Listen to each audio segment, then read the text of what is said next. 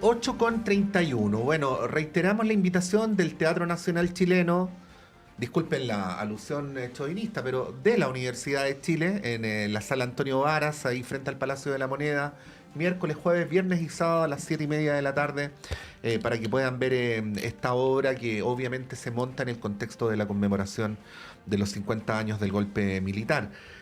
Vamos a empezar el panel de conversación. Saludamos inmediatamente a la editora general de nuestro departamento de prensa, Monserrate Rolano. Buenos días, Monse. Hola, buenos días. Y a nuestros invitados, en primer lugar al director ejecutivo del Centro de Estudios del Desarrollo, Claudio Pérez. ¿Cómo estás, Claudio? Buenos días, bienvenido. Estás en silencio, Claudio. Perdón. Ahora sí. Muchas gracias por la invitación, Montserrat y Patricio. Hola, Sofía. Y saludamos a Sofía Brito. ¿Cómo estás, Sofía? Bienvenida, gracias por estar acá. Hola, buenos días, Monse, Patricio, Claudio, un gusto estar aquí.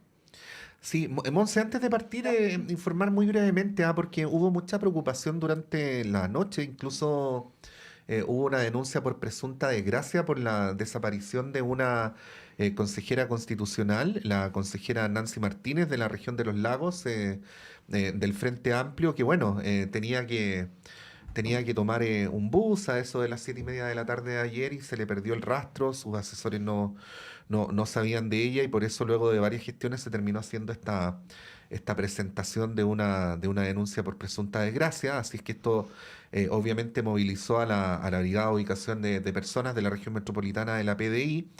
Hasta hace poquitos minutos no se sabía nada de ella, pero bueno, afortunadamente hace pocos minutos ella dio cuenta de que estaba bien, de que había pernoctado en un apart hotel, de que había perdido el teléfono y que eso le había impedido comunicarse. Así es que bueno, más allá de las circunstancias que ahora van a ser investigadas por la PDI, lo bueno es que se ha informado oficialmente que la consejera Nancy Márquez está en buenas condiciones y por cierto no sufrió ningún percance mayor hasta donde se puede saber. Dicho lo dicho, Bueno, gracias por el reporte. eso.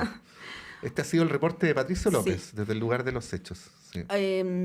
Bueno, saludarles, darles la bienvenida y quiero seguir también el hilo de la conversación que tenía Patricio hace unos minutitos con el exministro Erazo por la situación crítica que vive nuestro país en términos sanitarios, con la falta de camas y también de especialistas en el área pediátrica, que ha desencadenado una crisis y la muerte de algunos lactantes, ¿no? Particularmente este caso que fue muy bullado, que ocurrió la semana pasada. Ayer vimos, yo podría decir, dos caras de la política muy distintas, ¿no? Una es lo que conversaba Patricio con el exministro, este afán de colaborar, ¿no? De hacerse parte también de la situación compleja que vive nuestro país desde un punto de vista como de Estado, ¿no? Con una mirada transversal, con todos los exministros, incluso de administraciones anteriores. Y por otro lado, lo que pasaba a una hora similar en la Cámara de Diputados con la diputada de Renovación Nacional, Camila Flores, quien, acompañada de la madre de esta bebé, que estaba llorando en ese momento y haciendo un show bien lamentable, la verdad, anunciaba La una... diputada haciendo un show, la mamá en condiciones muy No, no, lamentables, sí, la, claro, la claro, diputada, por cierto, sí. no sé, aquí la mamá no tiene culpa. La utilización política que se hizo de esa situación y de ese dolor tremendo, y anunciando la presentación de un proyecto llamado Ley Mía, creo que a propósito del nombre de esta guaguita. Bueno, sin entrar todavía en la situación del subsecretario Arados, que lo podemos pasar a conversar más adelante, ¿cómo ven este escenario en el que está nuestro país a nivel político, ¿no? Porque esto tiene que ver mucho con el debate político. Sofía. Sí, bueno, eh, yo creo que en primer lugar hay una cuestión que tiene que ver con cómo se ve el gobierno, el Frente Amplio en particular, con respecto a esta crisis, donde a mi parecer se está incentivando o retroalimentando esta noción de que en realidad el gobierno por sí solo no puede gobernar, ¿no?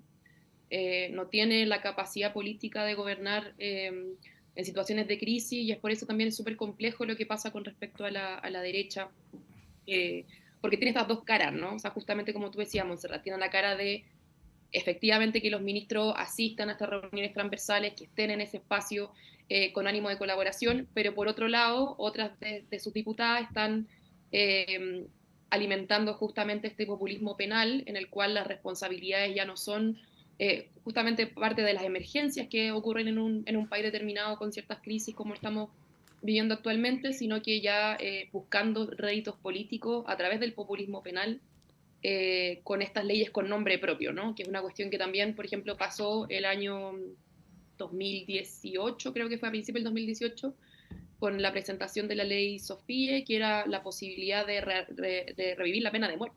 O sea, hay ahí una cuestión que está hace bastantes años dando vuelta con la sensación de que en realidad a través de leyes penales vamos a solucionar los problemas de la sociedad, ¿no? Con más responsabilidad en términos de sanciones carcelarias. Y en este asunto sabemos que eso no es una cuestión que vaya a realmente favorecer o que podría haber evitado realmente una ley penal la situación que vivió Mía y su familia, ¿no? Sino que tiene que ver con el sistema de salud que tenemos. El sistema de salud en el cual, claro, efectivamente una colaboración público-privada en la pandemia, pero sabemos que en la práctica eso no opera así en la normalidad, ¿no? Entonces, saber cuál es la normalidad y cuál es la excepción es también, bueno, uno de los puntos que era relevante discutir a nivel constitucional con respecto al derecho a la salud, porque se sabe de esta descoordinación, en el fondo, ¿no? Porque esta descoordinación no es de ahora, no es de este año, sino que viene ya arrastrándose hace un montón de tiempo, que claro, tuvo su momento de excepción en la pandemia, pero que en la práctica sabemos que el sector público opera en desmedro del sector privado, y en este país, si uno no tiene una ISAPRE o no se puede comprar el derecho a la salud, no tiene derecho a la salud realmente, ¿no? O sea, depende absolutamente de la capacidad económica. Así que, bueno, eso por ahora.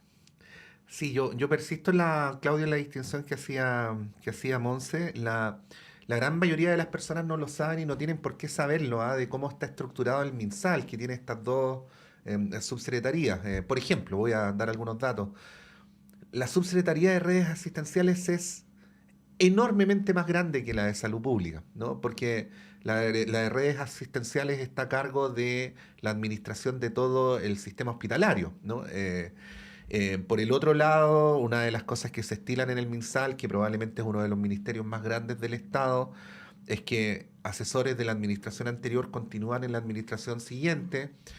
Algunos señalan críticamente que eso se podría deber como al apitutamiento, pero hay otros que señalan que no, que la tarea en salud es tan compleja que requiere una cierta continuidad de las políticas de Estado. Bueno, a eso más temprano hacía alusión el ex ministro Erazo, también Claudio, como para señalar que no es llegar e instalarse, ¿no? Que se requiere una cierta capacidad de gestión que aparentemente en este caso habría fallado en la subsecretaría de redes asistenciales. Ahí quería preguntarte cómo lo ves y por supuesto también en relación a lo que Monse planteaba de ese otro escenario tan distinto que se ve en la Cámara de Diputados, donde una y otra vez se desaprovecha la oportunidad de hacer política yendo a los temas de fondo, ¿no? Sí, mira, yo coincido con lo que tú señalas, Patricio, en el sentido de que evidentemente la complejidad en materia de salud, y tratándose del Ministerio de Salud, esto requiere de una política de Estado. Y yo creo que evidentemente la construcción de una política de Estado en la administración de Estado es algo muy complejo que a nosotros nos hace falta mucho. Por ejemplo, si uno mira, uno puede mirar otros países donde cambian los gobiernos y lo que cambian son un número muy limitado de funcionarios públicos, muy limitado. En Chile pasa algo muy, no sé si complejo, pero evidentemente la magnitud de los cambios que se producen en cada uno de los ministerios es mucho más grande de lo que ocurre en otros países.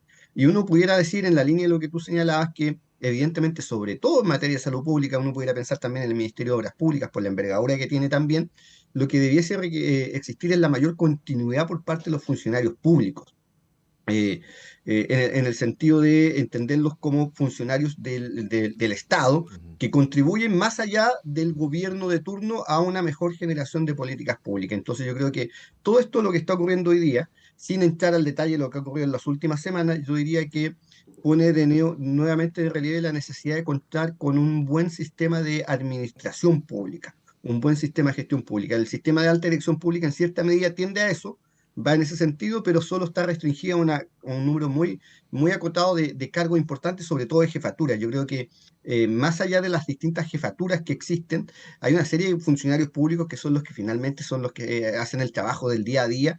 Y eso tiene que existir la mayor continuidad posible. Ahora, eso requiere la madurez de cada uno de los gobiernos, porque evidentemente a alguien le va a tocar instalarse teniendo que nombrar pocos cargos. Y eso supone una madurez y una política de Estado que lamentablemente no hemos tenido. Es una conversación en la que podemos entrar.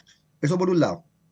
Por otro lado, yo creo que evidentemente cualquier proceso de instalación de gobierno requiere un periodo de ajuste para tomar las capacidades, todo, pero la verdad es que ya llevamos un año de gobierno, más de un año de gobierno en realidad, y uno esperaría que exista esa capacidad de gestión importante. Lo que está ocurriendo en la última semana, evidentemente, y lo han dicho muchas personas, y aquí no se trata de atacar o no atacar al gobierno, evidentemente han habido problemas de gestión. No se han hecho bien las cosas en las últimas semanas, o dicho de otra forma, pudieron haberse hecho mejor las cosas. Y yo creo que salir, convocar a ministros de gobierno anteriores o a todos los actores de gobierno anteriores para generar todo el espacio de colaboración que existe, a mí me parece que no es una mala señal. Por el contrario, creo que es una buena señal convocar a ministros anteriores, a gente con mucha experiencia en situaciones de crisis también para poder colaborar y enfrentar esta crisis. No olvidando, por último, que lo que está en juego acá, lo que estamos conversando, son de personas. La política pública, la política tiene que tener como eje central a la persona humana al final del día. Y aquí sobre todo hay niños que están corriendo peligro por una situación compleja que estamos viviendo en materia de salud. Y lo tercero es que aquí comparto lo que dice Montserrat, en el sentido de lo lamentable del rol que toman a veces algunos parlamentarios o parlamentarias para poder aprovechar oportunidades tan dramáticas como las que han ocurrido. Evidentemente eso no contribuye en nada. El populismo penal, como hacía mención Sofía, evidentemente es algo muy complejo en nuestro país, porque aquí cada vez que ocurre algo existe un parlamentario, una parlamentaria con una iniciativa, sobre todo legal y en muchas ocasiones penal, y el populismo penal no es una buena práctica, y lo hemos conversado en otros programas anteriores, y a mí me parece que uno esperaría desde el Congreso Nacional, desde la Cámara de Diputados, la madurez suficiente para poder entender dos cosas. Uno, que estamos en una situación compleja. Lo que menos necesitamos es estar haciendo show hoy día. Habrán cosas que conversar, por cierto que habrá que abordarlas, que habrá que verlas, pero en su momento. Lo importante y la prioridad de cualquier político o dirigente político debiese ser salir de esta situación compleja en la que estamos en materia sanitaria. Y lo segundo es que los problemas no se resuelven, los problemas complejos no se resuelven en el corto plazo. Los problemas complejos se resuelven en el mediano y largo plazo y requieren madurez de Estado para poder enfrentarla. Y lamentablemente, lo que ocurrió el día de ayer es una muestra más de que no necesariamente existe eso en nuestro Congreso Nacional, en unos actores particulares. Yo creo que muchos otros están pensando la política en el mediano y largo plazo y la política de Estado, pero hay algunas personas que no lo hacen, y no lo hacen de forma reiterada.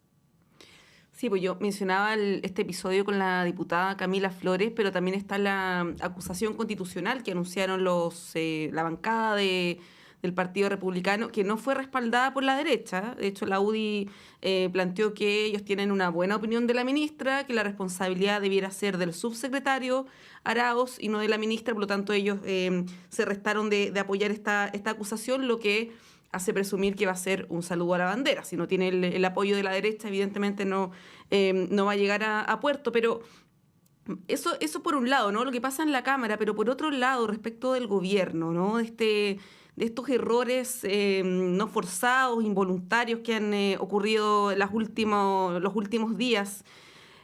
Ahí, Sofía, ¿cómo lo ves? Porque claro, uno, y obviamente que también resuena lo que pasó en la pandemia, ¿no? Que cuando veían estas situaciones uno decía, bueno, tienen que pagarse las responsabilidades políticas, ¿no?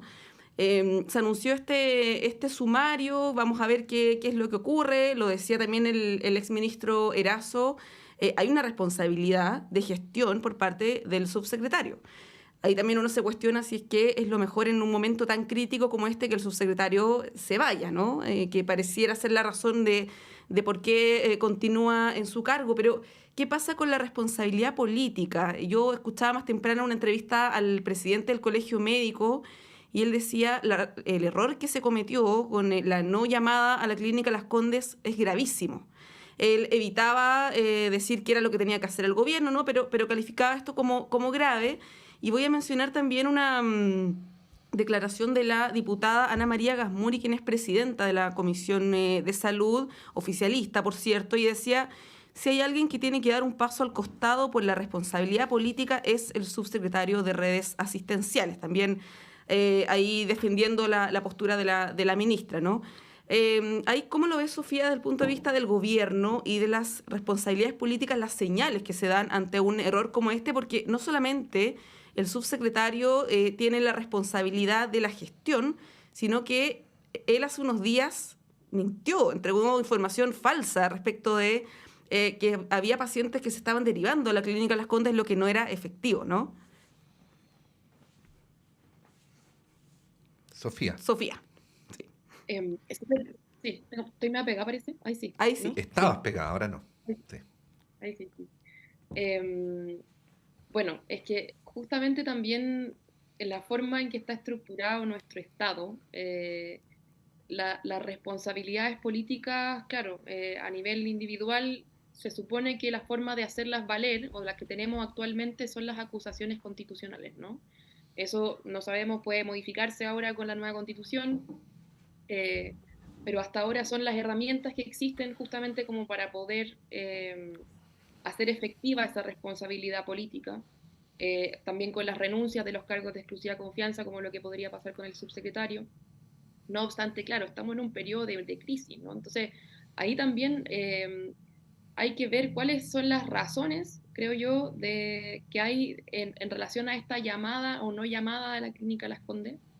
A mí me sorprende mucho que sea todo a través de como una lista de llamadas y que no haya un sistema más integrado también y como más, no sé, digital de cómo poder ver cuáles son las camas disponibles y efectivamente tener una red integrada, ¿no? O sea, yo creo que ese es el problema también, ¿no? Hay problemas más de fondo que no permiten gestionar de manera adecuada, creo yo, crisis como esta. En general, las crisis como también ocurrió en la pandemia, o sea, para que el gobierno anterior pudiera adecuarse a lo que estaba pasando con la pandemia, también hubo un montón de irregularidades.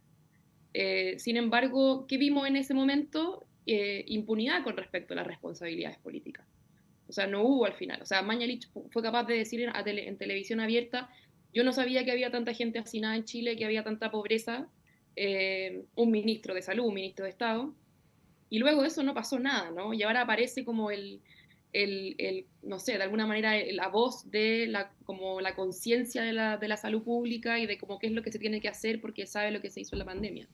Entonces creo que aquí hay un problema claro con respecto a la impunidad, que es un tema recurrente en nuestro país, en cómo quienes tienen responsabilidades políticas por ciertas actuaciones dentro de sus cargos finalmente nunca responden, y eso también es real, pero creo que todo eso tiene que ponderarse y ver cómo se va estructurando con respecto a solucionar la crisis en particular, ¿no? Que efectivamente no sigan muriendo más niñas ni niños, que efectivamente la salud pública se ponga al servicio realmente de la persona humana, porque en realidad en la práctica nuestro sistema no es así, está al servicio del mercado. O sea, por eso el, el, el presidente de la Asociación de ISAPRES es capaz de decir: no podemos aceptar gente enferma, no podemos darnos el lujo de aceptar gente enferma en la ISAPRES, ¿no?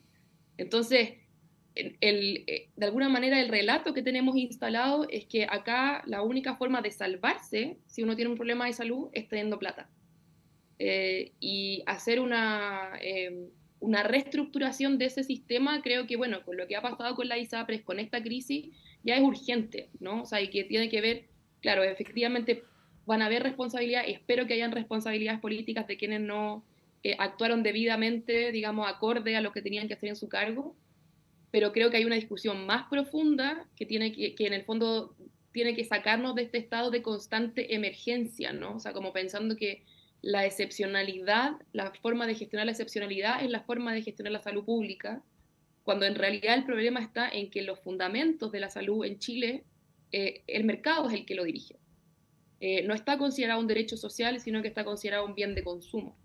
Entonces, efectivamente, con esa concepción es evidente que en una crisis como esta, las herramientas que tiene la salud pública no son las suficientes, simplemente.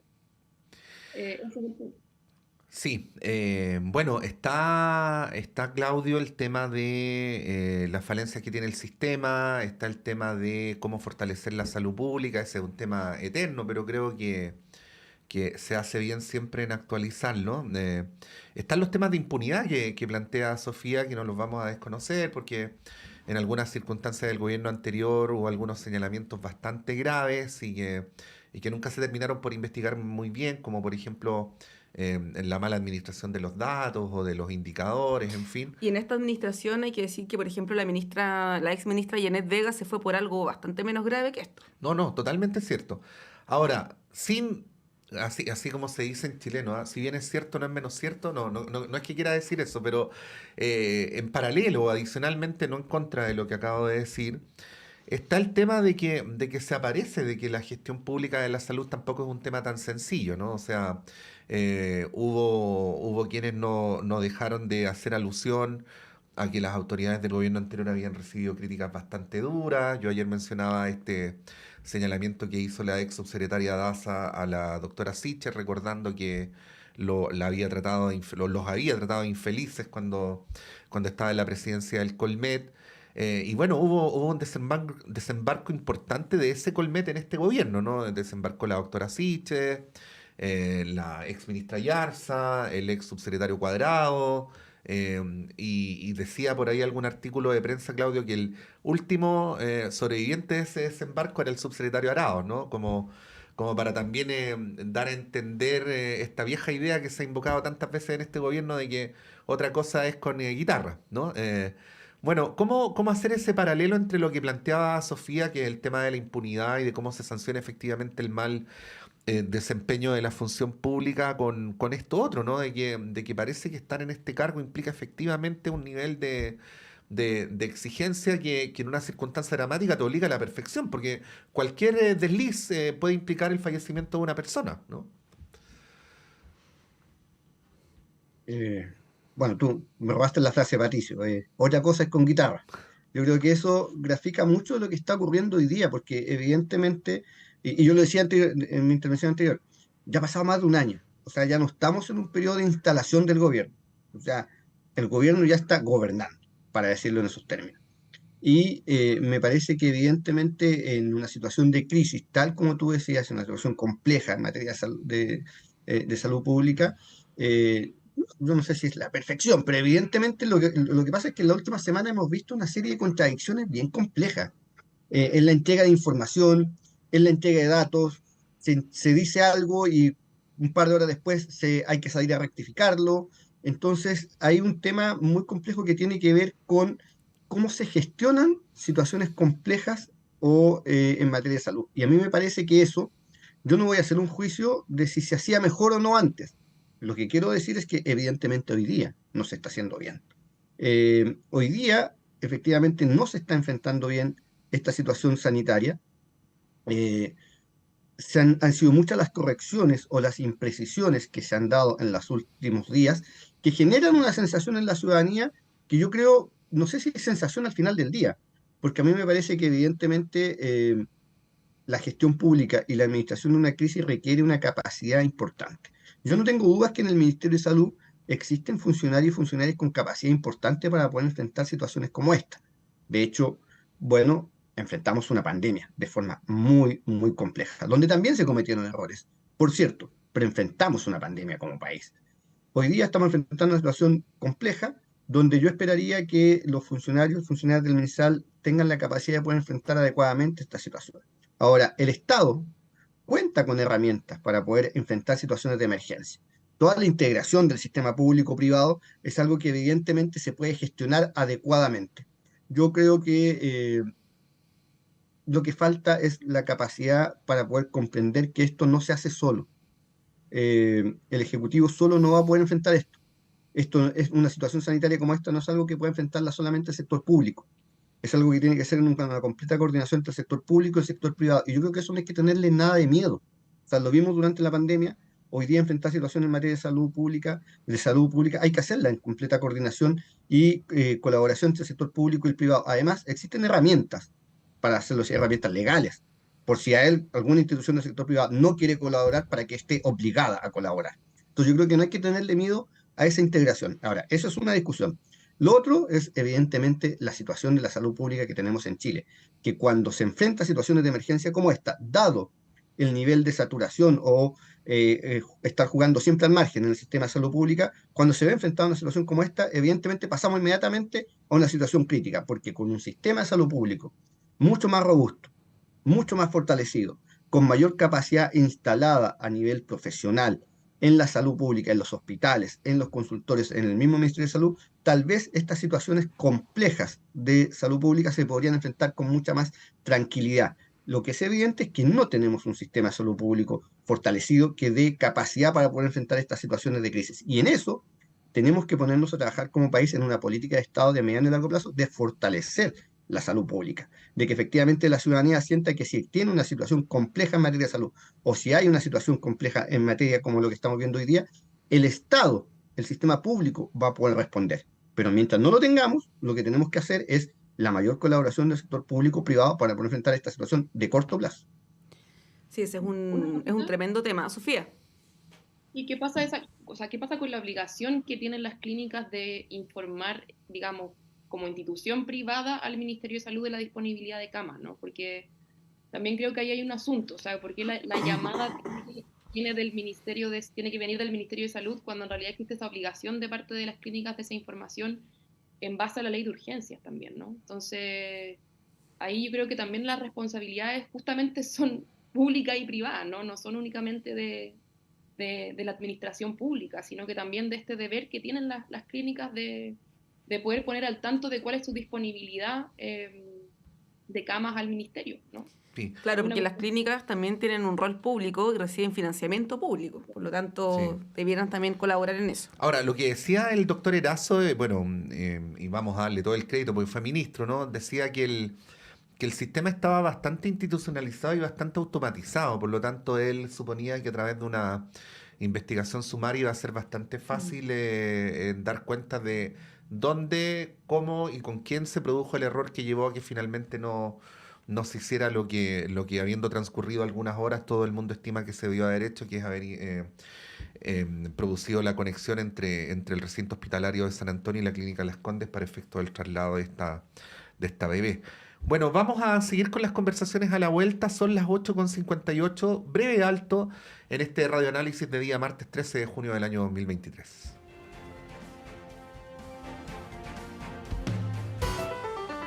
Conciencias y Educación, un programa de la Facultad de Ciencias de la Universidad de Chile dedicado a mostrar el estado de la ciencia de frontera y analizar las políticas educacionales y contenidos programáticos sobre educación científica y educación ambiental, con la conducción de la periodista Ruth Tapia y la participación del profesor Dr. Raúl Morales, decano de la Facultad de Ciencias de la Universidad de Chile.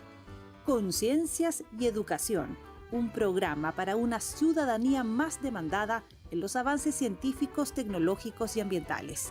Todos los viernes a las 12 horas en el 102.5 FM y radio.uchile.cl.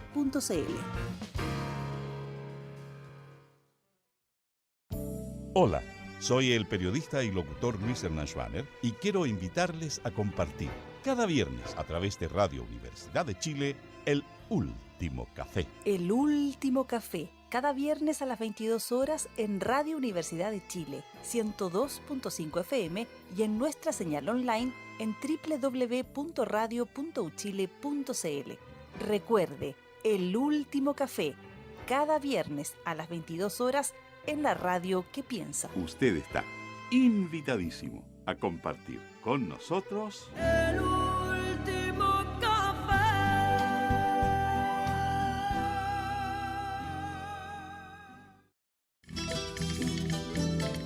Chile, su tierra y su gente. Sintonízanos todos los domingos a las 11 de la mañana en Radio Universidad de Chile. Les invitamos a seguir acompañándonos para continuar nuestro viaje conjunto desde hace más de 13 años.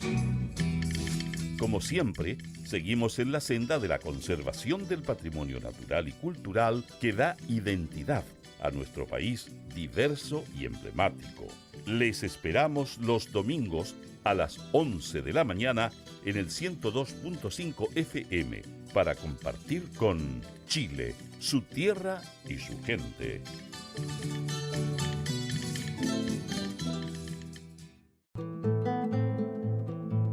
Hola, soy Luis Mesina y les quiero invitar a todos y a todas para que sintonicemos todos los días viernes de 16 a 17 horas en Radio Universidad de Chile el programa Debate Social, donde estaremos discutiendo, debatiendo, conversando con amigos y amigas sobre la realidad nacional, especialmente del mundo social. Así que quedan todos invitados e invitadas a escucharnos.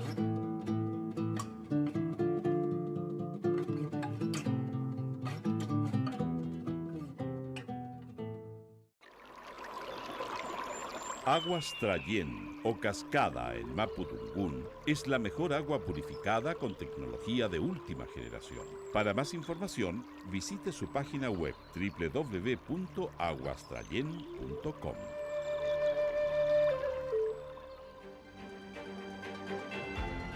El Departamento de Prensa de Radio Universidad de Chile trabaja para mantenerlo informado. Radio Análisis, una transmisión conjunta de las radios que piensan.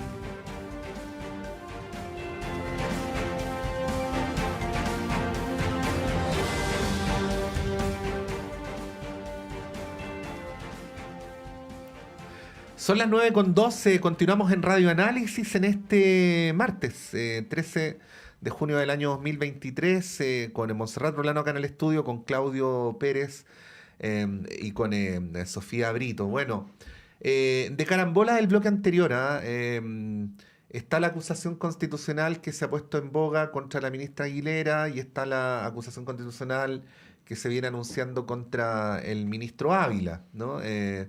Esto obviamente tiene que ver con las acusaciones en sí mismos, pero también tiene que ver con maneras de hacer oposición, sobre cómo se ocupan las herramientas que da la institucionalidad. Yo no me he cansado de decirlo. Si hay quien estima que he sido redundante, me disculpo, pero recalcar lo obvio: la acusación constitucional está hecha para casos en los cuales se infringe la Constitución, no está para discernir si un ministro lo ha hecho bien o mal. Y bueno, tanto en el caso del ministro de Educación como en el caso de la ministra de Salud se empiezan a producir nebulosas sobre los fundamentos de estas supuestas infracciones constitucionales. El punto es que son herramientas que, si estuviéramos de acuerdo con que se están usando mal, no empezó con este periodo legislativo, sino que venían de antes, ¿no? Entonces, bueno, la pregunta es... no sé cuál es la pregunta en realidad. ¿Cómo hacer que funcione mejor nuestro Parlamento? A veces me deprime ver algunos comportamientos o algunas cosas que ocurren, pero bueno, para no quedarnos en lo particular, me parece que tiene que ver con temas más de fondo. Claudio, ¿cuáles serían en tu consideración algunos temas de fondo a tener en cuenta a propósito de esto que yo comento? Sí, bueno, a mí me parece que un tema bien importante y bien de fondo tiene que ver con la fragmentación de nuestro sistema de partidos, porque eso por un lado genera una multiplicidad de intereses, donde uno no identifica partidos grandes que puedan generar mayor cantidad de acuerdos. Entonces, esta fragmentación que se visualiza en el Congreso y nuestro sistema de partidos evidentemente impide generar grandes acuerdos o una mirada a largo plazo. Por un lado. Ahora, lo que ocurre es que uno puede tener el mejor sistema de partidos también, pero si no existen parlamentarios con una calidad política, para decirlo en esos términos, no quiero usar otra expresión, es bien poco lo que se puede hacer, porque, claro, una cosa es lo que dice nuestra Constitución respecto de las acusaciones constitucionales, y uno decide, como parlamentario, me imagino yo, si hace un buen uso de esa herramienta o si hace un uso en cierta medida malintencionado también. Entonces, frente a eso, yo creo que uno pudiera decir, bueno, hay que elegir buenos representantes. Ese es el problema que tenemos hoy día. Entonces, cuando no tenemos buenos representantes, que lo que están haciendo, y tú lo decías muy bien, Patricio, esto no viene de ahora, esto también viene desde antes. Entonces, aquí quienes están reclamando de que se está haciendo mal uso de una herramienta, también tienen que hacerse cargo de cómo utilizaron esas herramientas en momentos anteriores también, para ser bien justo con eso. Entonces, a mí me parece que uno debiese apuntar a generar menor fragmentación en nuestro sistema de partidos. De nuevo, volver a algo que también lo hemos abordado acá en muchas ocasiones: apuntar a un fortalecimiento de los partidos políticos, es decir, mientras más débiles sean nuestros partidos políticos, menor capacidad de dialogar, de interactuar, de intermediar entre la sociedad civil y el Estado vamos a tener, y menor calidad de la política que se discuta en el Congreso Nacional vamos a tener. Yo te diría que por ahí va por un lado. Por otro lado, yo creo que hay una cosa bien, bien importante que tiene que ver con el liderazgo que pueda asumir el Ejecutivo en este tipo de cosas. Porque evidentemente un ejecutivo que es capaz de convocar, de invitar a actores, de liderar procesos, va a generar un clima distinto que impide que este tipo de liderazgos negativos en el Congreso Nacional puedan ir aflorando. Pero es una tarea también bastante compleja, de la cual hemos conversado harto, que requiere un bastante liderazgo, y solo vuelvo un minuto hacia atrás. Todos los hechos que hemos visto la última semana en nada contribuyen, porque, para decirlo en buen chileno, dejan la pelota dando bote. Y yo creo que eso es lo que no hay que hacer cuando uno quiere fortalecer el sistema partido. Sí, pues hay que decir que las acusaciones constitucionales son una herramienta de última ratio y que debiera ser utilizada con prudencia después de una interpelación, por ejemplo, que en estos casos no ocurre. De hecho, llama la atención que la cantidad de firmas que se requiere para una interpelación son mayores que para una acusación constitucional. Está eso por un lado, la mala utilización. Por otro, el tiempo que requiere en el Congreso, cuando sabemos que hay muchas urgencias, el estar tramitando esta acusación constitucional. De repente son jornadas completas de debate con todo lo que precede esa instancia, ¿no? Y bueno, y está lo de la mala utilización, efectivamente. O sea, cuando hay ministros, autoridades que infringen la Constitución, incurren en notable abandono de deberes, uno como ciudadano dice, bueno, está bien, corresponde, ¿no?, que se aplique esta herramienta, pero no es lo que se ha visto en los últimos años, incluyendo en el gobierno del presidente Piñera. Entonces, ¿qué hacer ahí, Sofía? Porque estamos como en una suerte de círculo vicioso, donde la calidad de la política cada vez empeora más, y es algo bien transversal. No podría identificar algunos sectores políticos, ¿no?, específicos, pero es algo que también ha sido de todos, digamos, ¿no? Entonces, claro, acá se ha hablado y, por ejemplo, desde el Frente Amplio han hecho una autocrítica sobre la enorme cantidad de acusaciones constitucionales que se presentaron en el periodo anterior. Pero al final eso se repite en este periodo y estamos, como digo, en una suerte de círculo vicioso donde la calidad de la política solo empeora. ¿Cómo se sale de este momento que estamos, donde yo la verdad es que no avisoro algo muy bueno, porque con la irrupción de partidos de corte más populista, la verdad es que la calidad del debate ha bajado bastante? Sí, bueno, lo primero es que con respecto claro, o sea, efectivamente, si uno ve la Constitución, la acusación constitucional tiene una finalidad, como decía Montserrat, de última ratio, ¿no? Sin embargo, como se ha instalado en la ciudadanía, que es básicamente como la herramienta que tienen los parlamentarios para poder, o sea, digamos, establecer responsabilidades políticas a los ministros de Estado, en realidad esa institución ha cambiado en el fondo, ¿no? O sea, ha devenido en otra cosa. Y ahí, claro, efectivamente están muy bien las autocríticas que se hagan al respecto, pero en la práctica ya nadie pensaría en la acusación constitucional como una herramienta de última ratio, ¿no? Y por eso es tan importante también o sea, la discusión que se vaya a dar en términos de una nueva constitución con respecto a eso, porque también yo creo que tiene que ver con que la constitución del 80 en la práctica no está operando propiamente tal como constitución. Como estamos en esta crisis hace rato ya, y diría incluso desde el segundo gobierno de Michelle Bachelet con respecto a la Constitución del 80, en términos de lo que sucede a nivel de Congreso y Poder Ejecutivo, o sea, del sistema político, que además fue uno de los temas más complejos dentro de la convención pasada, y que en este anteproyecto tiene ciertas características de poder equilibrar, en el fondo, la coordinación, la colaboración entre esos dos poderes, más que su contraposición, en el fondo, ¿no? O sea, pensando en que ese es un tema que había que solucionar a través de ciertos mecanismos que se van ajustando. Y en esa línea, claro, efectivamente, si uno piensa también en la teoría constitucional, se necesitan partidos políticos más fuertes, menos fragmentados, como la propuesta que está tratando de hacer el Frente Amplio, que en realidad yo creo que todo el mundo piensa que el Frente Amplio es un solo partido, sinceramente. Entonces, más que nada, como poder hacer latente algo que ya en la práctica la ciudadanía lo ve así, que era bastante complejo que no lo fuera, en el fondo, para el mismo Frente Amplio. Pero en realidad ahí hay un tema nuevamente que tiene que ver con la falta de credibilidad, con la desafección de la política, con la consideración de los partidos políticos también como una clase, ¿no? O sea, como una clase política propiamente tal. Ahí yo creo que hay un tema que fue complejo en el fondo después del voto obligatorio del plebiscito, que todo el mundo dijo como, ahora sí la ciudadanía participó y dio cuenta de su opinión, por fin tenemos como claridades de lo que quieren y se necesita justamente más participación, más formación ciudadana, etcétera.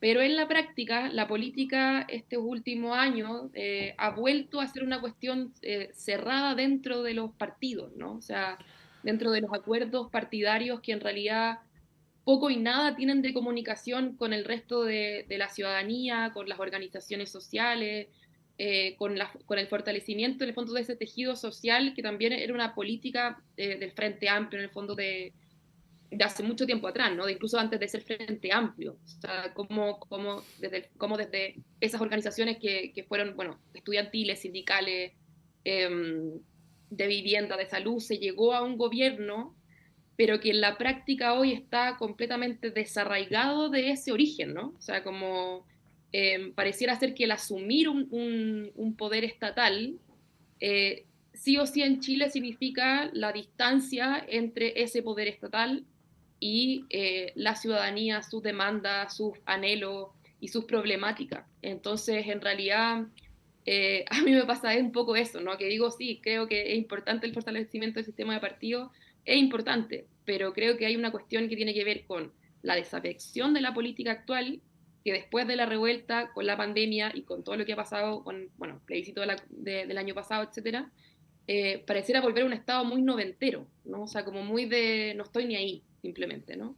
Y de que en realidad hay que cumplir la promesa meritocrática de rascarse con las propias uñas y de básicamente, en el fondo, pensar que la política es una cuestión de la cual no se puede hablar porque no vale la pena, ya ni siquiera es que no se pueda hablar como en términos de la transición con el espíritu dictatorial, ¿no? Sino que acá es como, en realidad no vale la pena porque no vamos a lograr nada, porque nunca nos escuchan. El otro día estábamos conversando con unas compañeras de unos comités de vivienda que están pensando en presentar una iniciativa popular de norma al Consejo actual. Decían, ¿cómo hacemos para que, en el fondo, la misma clase política, entre los ministros, los alcaldes, no se repartan el suelo entre ellos, básicamente, ¿no? O sea, podamos, como comités, como organizaciones populares, tener un registro transparente de quiénes están postulando a la vivienda sin que esos nexos de poder, que son tan invisibles en el fondo, cuando uno no está en la disputa no los ve, porque las leyes dicen transparencia, probidad, etcétera, ¿no? O sea, y eso es lo que a nosotros nos enseña en la universidad. Pero en la práctica funciona de otro modo. Entonces, es lo mismo que pasa con la acusación constitucional. O sea, tenemos un gran cuerpo normativo, o sea, grandes cuerpos normativos que regulan la probidad, la transparencia, la coordinación público-privada, etcétera, pero en la práctica otras cosas suceden. Y esas otras cosas que suceden van alejando cada vez más a la ciudadanía de la idea de que hay un Estado que puede efectivamente estar al servicio de la persona humana, que puede estar al servicio de las organizaciones sociales, y más bien en realidad está al servicio de lo que, digamos, el vaivén que tengan los propios, tanto el clientelismo político como por otro lado, bueno, la misma comunicación de ese clientelismo político con el mundo empresarial. Bueno, Sofía, a propósito de lo que tú decías, ¿no? De que todo el mundo piensa que el Frente Amplio es un partido único y de la mención que hizo el presidente el sábado pasado, yo pensé que el presidente le había echado agua a la piscina antes de decir lo que dijo, pero parece que no le había echado agua en la piscina. Entonces, si bien en esa actividad me contaron, había gente que estaba de acuerdo con lo que él planteaba, hubo otra que no estaba de acuerdo y que incluso se molestó porque era, bueno, no solamente por esto de ir a un aniversario y decir ojalá sea el último aniversario, sino también por la señal que se da en el sentido de que hay personeros en el Frente Amplio que piensan que esto tiene que ser de abajo hacia arriba y no dar la señal de que es una bajada de línea presidencial, ¿no? Pero bueno, hay un dilema ahí respecto a cómo se avanza en la eventual fusión de los partidos del Frente Amplio. Eh, pero que me parece un dilema tanto más complejo, Claudio, en el caso de otros partidos que están tendiendo, no estoy poniéndole la lápida a ninguno, ¿no? Pero a desaparecer. Y pienso inmediatamente en partidos de una larga tradición en la política chilena, como la Democracia Cristiana y el Partido Radical. O sea, estamos hablando de dos partidos, cada uno con 3 expresidentes de la República, o sea, de eso estamos hablando. Y partidos que no necesariamente, Claudio, por opción, que también podría ser, sino quizás por una eventual imposición de esto que se está trabajando en el Consejo Constitucional, de poner una vara para la supervivencia partidaria, se vean en cierta medida institucionalmente obligados a avanzar hacia la formación de otros partidos con una mayor capacidad de convocatoria. No son procesos sencillos, más allá de que en lo cuantitativo, ¿no?, aparezcan como una situación que haya que emprender. Ahí te pregunto, ¿cómo ves eso? Porque, bueno, Sofía hacía alusión al Frente Amplio. El Frente Amplio tiene sus propios desafíos, pero no sé, si se pusiera un tope, ¿no?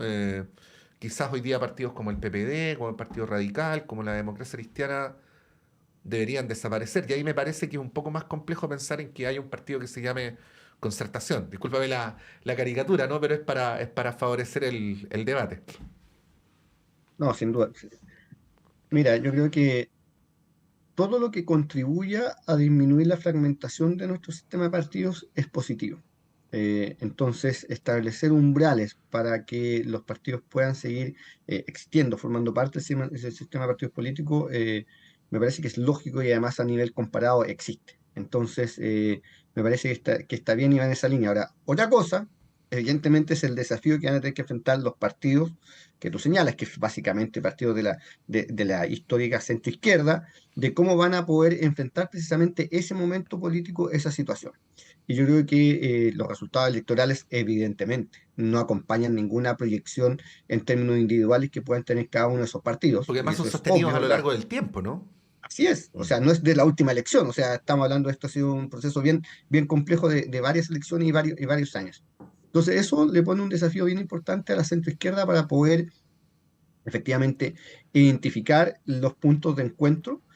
Van a haber puntos de disenso, como es obvio, cuando se generan acuerdos entre partidos. Además, dicho sea de paso, las coaliciones políticas en cierta medida no son lo mismo, por cierto, pero son un paso importante para poder construir eso.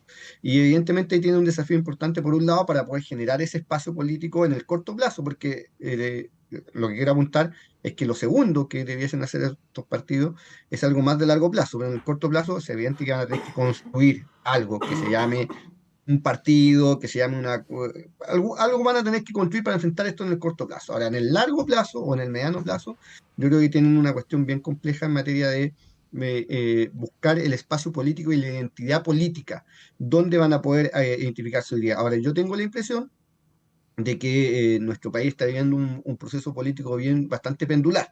Lo hemos visto, por ejemplo, con lo que ocurrió con el resultado que tuvo el Frente Amplio en la elección presidencial.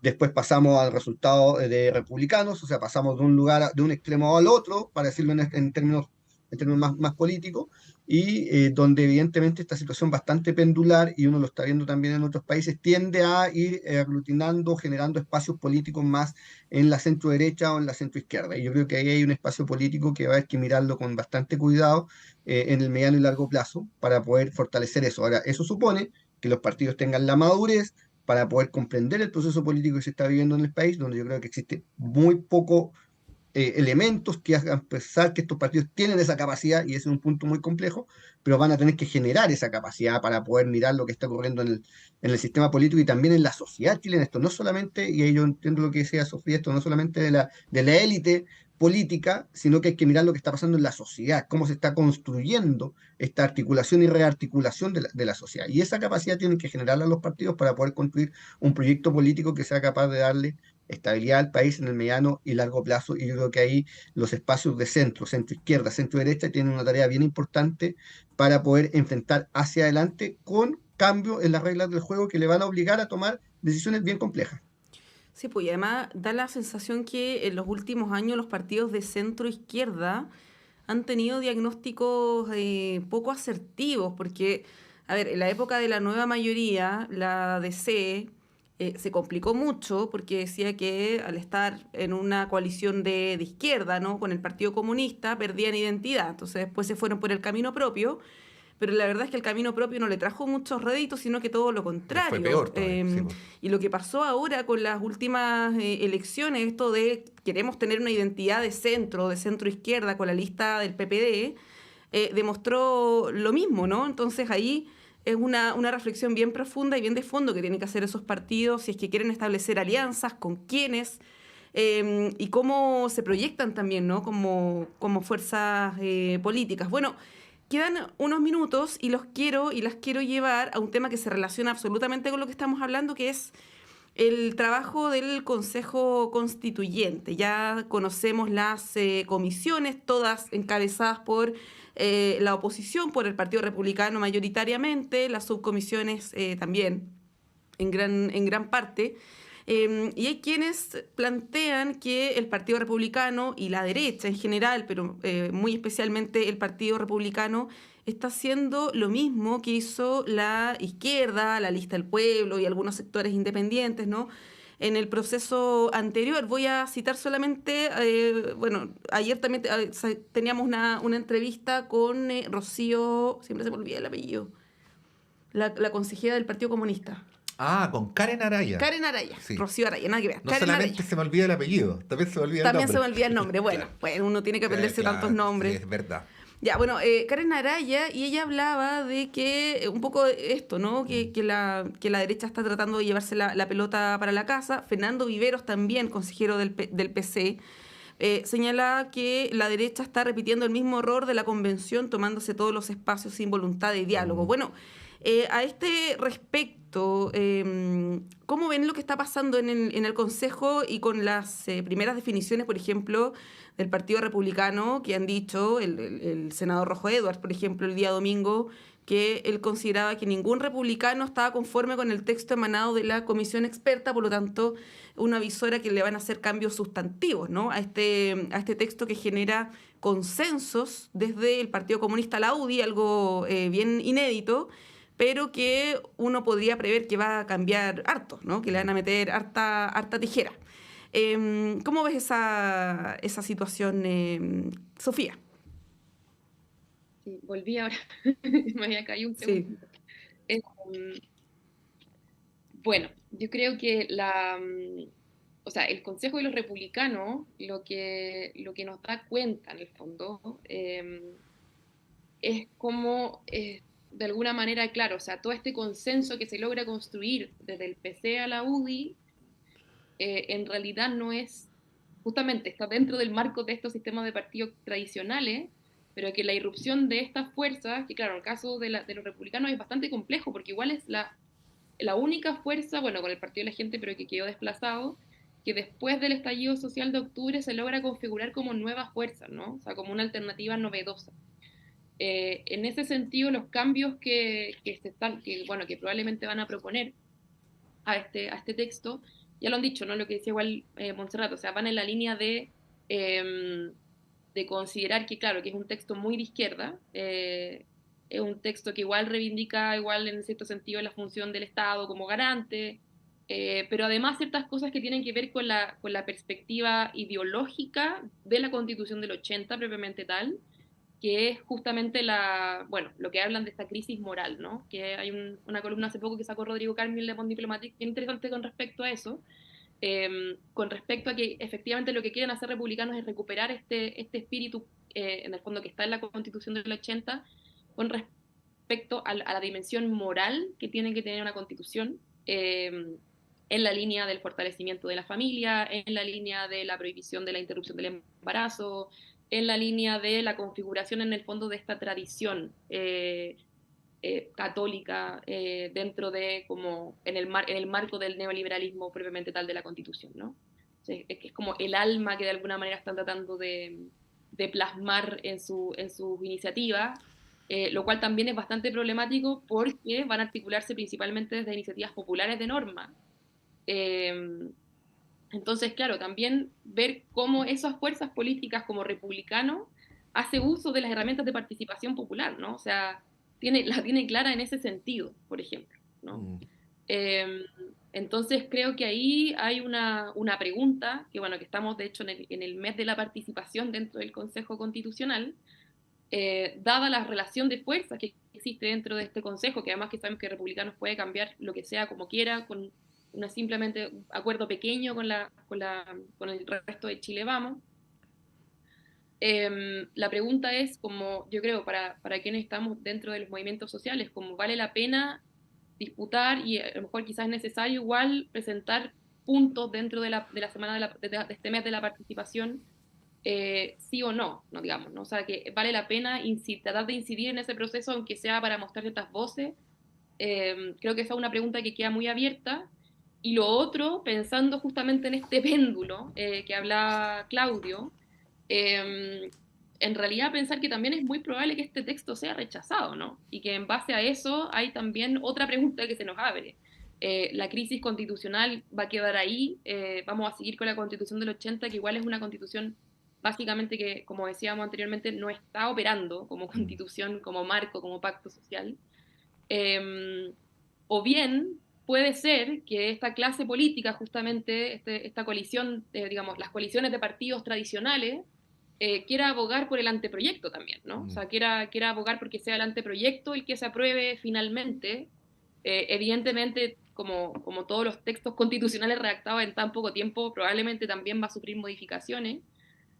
Pero yo creo que estamos más cercanos de ese escenario que de que el texto de republicano sea aprobado. Estamos más cercanos de que el escenario sea que este anteproyecto actual, digamos, sea el que finalmente, sea a través del Congreso u otro mecanismo, termine siendo la nueva Constitución, ¿no? Pensando en que la Convención Constitucional fue un proceso en el cual, claro, si bien parte desde un pacto de partidos, que es el 15 de noviembre, de alguna manera con los elementos de la paridad, los escaños reservados, la lista independiente, se logra trastocar un poco el cuerpo de la política, quienes están, digamos, en este cuerpo político configurando una nueva constitución, pero ahora en este proceso hay un acuerdo mucho más cerrado dentro de los partidos políticos y ni siquiera solamente desde ellos, ¿no? Sino que surge desde sus expertos, en el fondo, desde los expertos que ellos eligen, que por tanto tienen una legitimidad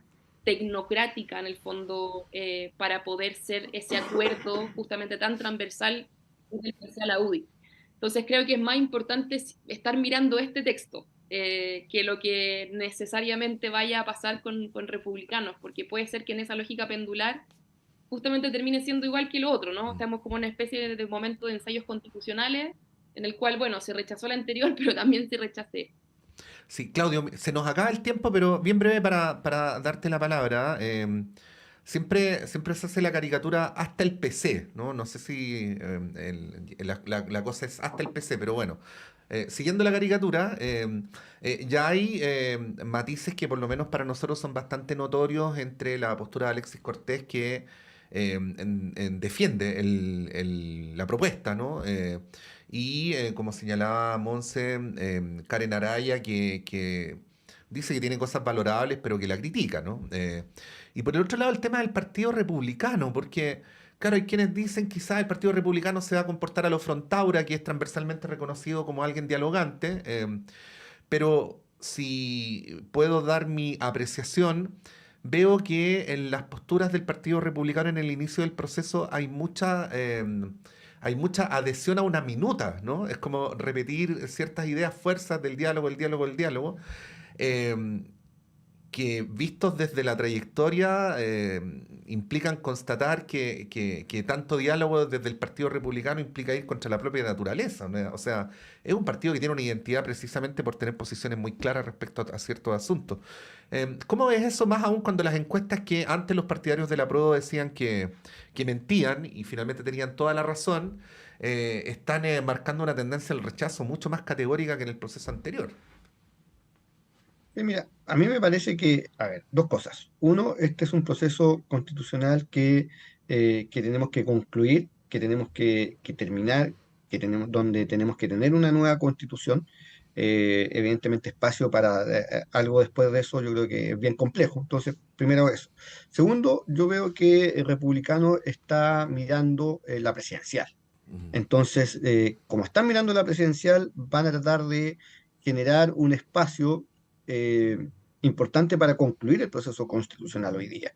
Y tú lo has dicho muy bien, que pareciera ser una minuta el diálogo, pero a mí me parece que esa va a ser la tónica, sin perjuicio de que en varios temas van a tratar de jugar un rol bien duro, pero van a dosificar, por así decirlo, cuál va a ser su actuar, cuáles van a ser aquellos puntos relevantes para poder permitir que exista un nuevo texto constitucional. Y a mí me parece que la propuesta que sale de la comisión experta, más las 12 bases, que evidentemente son 12 bases que ponen un cierto límite a lo que se va a poder hacer en esta nueva etapa, me parece que va en la línea de generar un texto constitucional que fue un acuerdo bien transversal, con mucho diálogo, y que republicanos, en la lógica de ellos, como están mirando la presidencial, van a tratar de no generar mucho ruido en este proceso constitucional, y eso eventualmente pudiera permitir que tengamos y concluyamos adecuadamente una nueva constitución con algo más parecido a la propuesta de la comisión experta que con lo que quiera meter republicanos, salvo en algunos puntos específicos donde yo creo que se las van a jugar. Claro, los temas valóricos, por ejemplo, yo creo que eso van a tener harto acuerdo en la derecha, por ejemplo, reponer el derecho a la vida del que está por nacer, entre otros asuntos. Bueno, vamos a ver qué pasa con eso. Agradecer a Sofía Brito y a Claudio Pérez. Muchas gracias por acompañarnos durante esta fría mañana de día martes. Muchas gracias, Montserrat, Patricio y Sofía. Un gusto. Bueno, nos vamos rápidamente a la pausa, a la vuelta con más conversaciones aquí en Radio Análisis.